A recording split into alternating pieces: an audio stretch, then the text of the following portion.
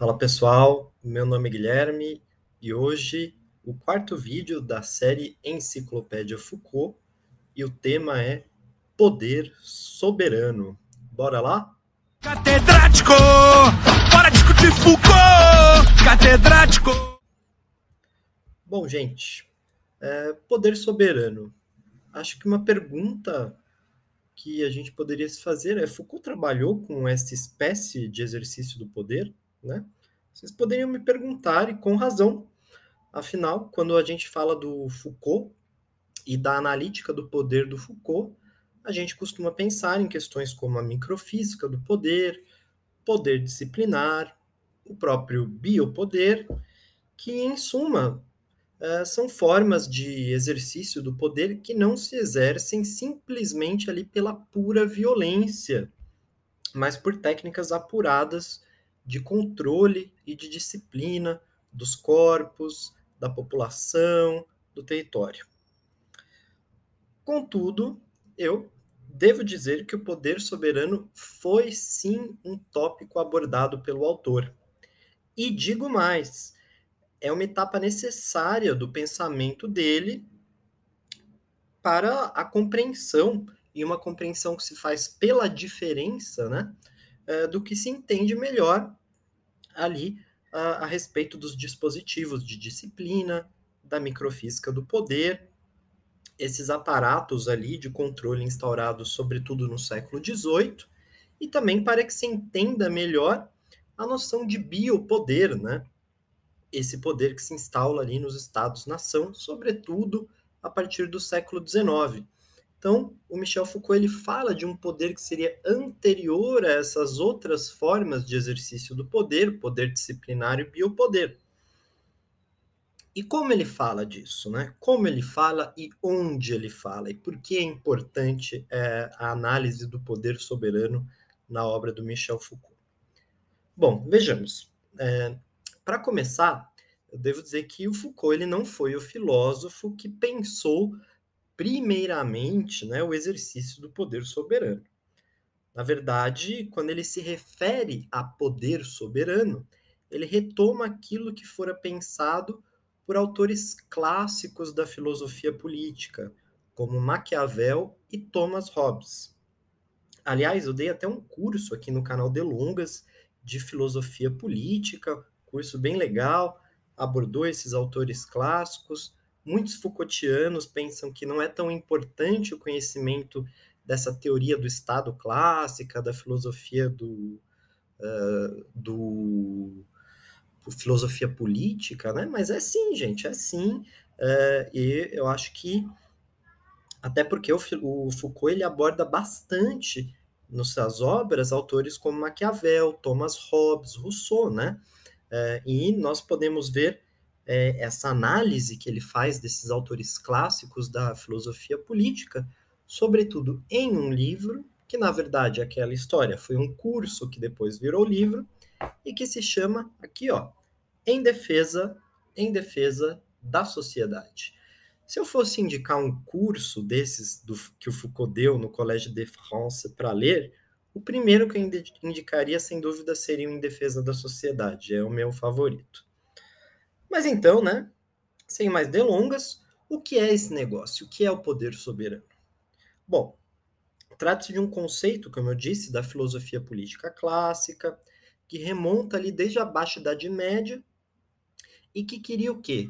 Queria justificar, né, o poder do Estado, ali do rei, do senhor, do parlamento, em relação ao restante da população, em relação a determinado território, né?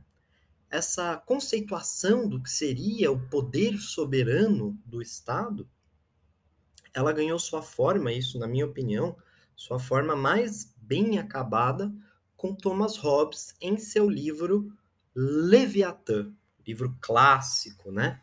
E eu acho que ela tem sua forma mais bem acabada nesse livro, primeiro porque o Hobbes escreve muito bem, e segundo porque ele está ali justamente tentando justificar o exercício do poder absolutista, aquela forma de exercício do poder régio que deixou de se concentrar em feudos, em pequenos territórios, para abranger um território muito maior ali e compor os estados-nação da forma como nós os conhecemos atualmente, né? Com o Estado central abrangendo um território desses países mesmos que nós conhecemos atualmente.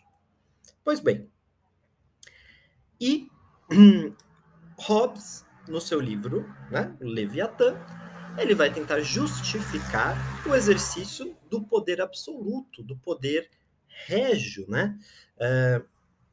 E a ideia que ele coloca, então, para ali justificar esse exercício do poder soberano, do poder centralizado absoluto, foi a ideia de um contrato social. Contrato social.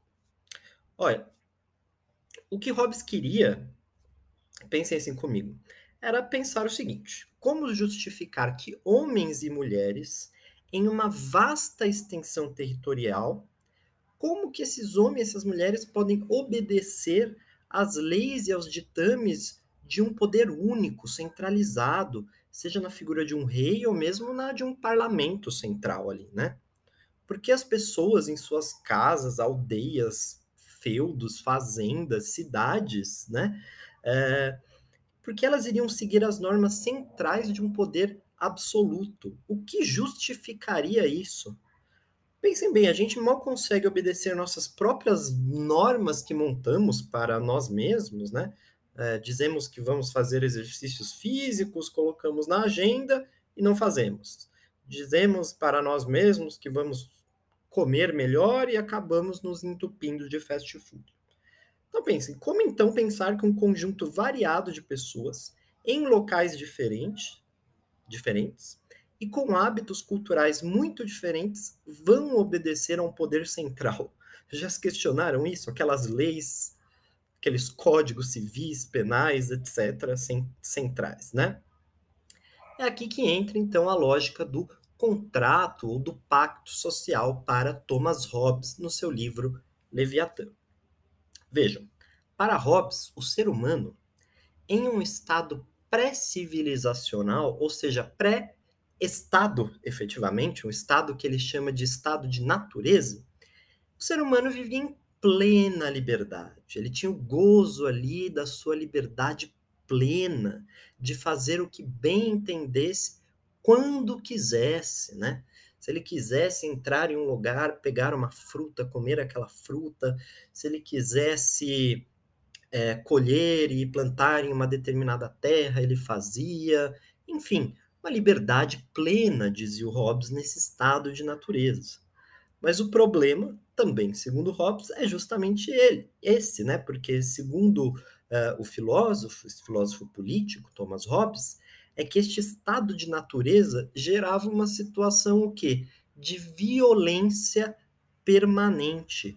Aquilo que ele vai chamar de uma guerra de todos contra todos. Uma vez que, se as pessoas elas tinham a liberdade de fazer o que quisessem, né? E elas não tinham nenhum freio para que elas corressem atrás do que elas quisessem, elas disputavam entre si, porque iria chegar um momento em que uma pessoa A iria querer um objeto B e uma pessoa C também iria querer esse objeto B, e elas iriam disputar por esse objeto, né? E isso numa escala maior gerava, né, essa coisa, essa guerra, essa disputa de todos contra todos. Não havia segurança, não havia paz, enfim, né? Havia, né, para Hobbes, né, essa lógica de que o homem é o lobo do homem, né? O homem impede com que o próprio homem, ou o ser humano, impede com que o próprio ser humano atue pacificamente ali na sociedade, né? Uma ideia que remonta para o fato, não para um fato, né, mas para uma ideia de que se todos são livres para fazer o que quiser, todos vão guerrear entre si pelos mesmos objetivos, né? Então, o que se faz, então, para Hobbes, né? Como que se contém minimamente esse estado autodestrutivo de natureza? Segundo ele, homens e mulheres teriam se reunido e firmado um pacto social. no qual eles cederiam justamente parte dessa liberdade plena que eles detinham, né? Sobretudo a liberdade de exercer a violência, a quem? A um soberano, encarnado na figura institucional de um monarca ou mesmo de um parlamento, né? E este soberano seria o responsável por representar os interesses do corpo da sociedade.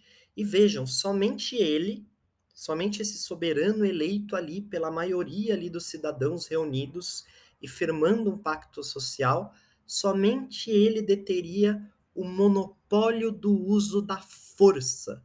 Caberia assim ao Estado, na figura desse soberano, empregar exclusivamente a força e a violência. E vejam que essa visão, ela sustenta até hoje a lógica dos estados. Afinal de contas, o Estado é, em última instância, aquele que detém o monopólio do uso legítimo da força, não é verdade? Somente o Estado pode usar a força, somente o Estado pode punir, pode condenar, né? E, dessa forma, tendo o uso da força se concentrado somente no soberano e no Estado, aquele estado de guerra de todos contra todos, no estado pré-contratual ou estado de natureza, cessaria.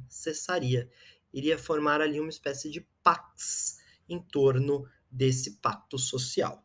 Bom, é assim, então, né, através dessa imagem alegórica do contrato social, eu digo alegórica porque é evidente que o Hobbes ele não fala quando que foi o contrato social, em que momento teriam as pessoas se reunido numa fogueirinha para fazer um pacto social, né? É muito alegórico, né? Mas é através dessa imagem alegórica, né, de todo mundo ali se reunindo, elegendo um soberano, que teria se formado o Estado moderno, né? Vejam, inclusive, essa imagem aqui, ó. Vejam essa imagem. Estão vendo? Essa imagem ela é da primeira capa do livro do Leviatã, uma imagem muito clássica, e nela o que a gente vê é a figura do soberano, e vejam que o seu corpo ele é formado aqui, gente, por várias pessoinhas, porque o soberano ele representa justamente a sociedade como um todo. O seu corpo é o corpo da sociedade. E vejam que ele porta o que na mão? Ele porta uma espada. Afinal, o que justifica o seu poder como tal, como soberano, é o fato de ele poder exercer a violência. Ele é capaz de condenar, punir e, por fim, até mesmo matar de forma legítima. E agora, adentrando um pouco na analítica que o Foucault faz a respeito do poder soberano, Foucault vai dizer que o poder soberano é um poder que opera por uma negatividade. O que justifica, no fim das contas, né, o poder soberano é a sua possibilidade de matar. É um poder que faz morrer, né, faz morrer ou deixa viver. Né? Se você obedecê-lo ali, se você seguir as suas regras, você é deixado para viver. Do contrário, ele é um poder capaz de fazer morrer. Um poder que é marcado por essa presença da possibilidade de ser severamente punido. Então, Foucault dirá assim que o poder soberano, né, e a teoria da soberania, sobretudo de Thomas Hobbes, que justificou esse exercício do poder. Ele dirá o seguinte, vejam essa citação. A teoria da soberania é, se vocês quiserem, o que permite fundamentar o poder absoluto no dispêndio absoluto do poder, e não calcular o poder com o mínimo de dispêndio e o máximo de eficácia. Bom, é isso. Por ser um poder que se exerce pela capacidade de fazer morrer, é um poder de armas e de conflito, muito mais do que de vigilância e disciplina, como o poder que iria se instaurar aos poucos, sobretudo a partir do século XVIII. É um poder que se caracteriza pela presença do Estado em sua força repressora, e não por cálculos de gerenciamento que fazem com que o poder se exerça sem grandes esforços do ponto de vista da violência. Isso diferencia evidentemente, do poder disciplinar, o qual, aliás, será objeto do próximo vídeo aqui da Enciclopédia Foucault. Fiquem atentos. É um poder também que não visa reformar os cidadãos, reformar os seus súditos, torná-los melhores, mais produtivos, mais dóceis, né? Pois isso não se faz somente pela força, né? É antes um poder que reprime e castiga. E por fim, aqui, para encerrar, concluir, eu vou ler com vocês mais uma citação do Foucault que eu considero que condensa muito bem essa lógica do poder soberano, na qual Foucault diz o seguinte: o efeito do poder soberano sobre a vida só se exerce a partir do momento em que o soberano pode matar.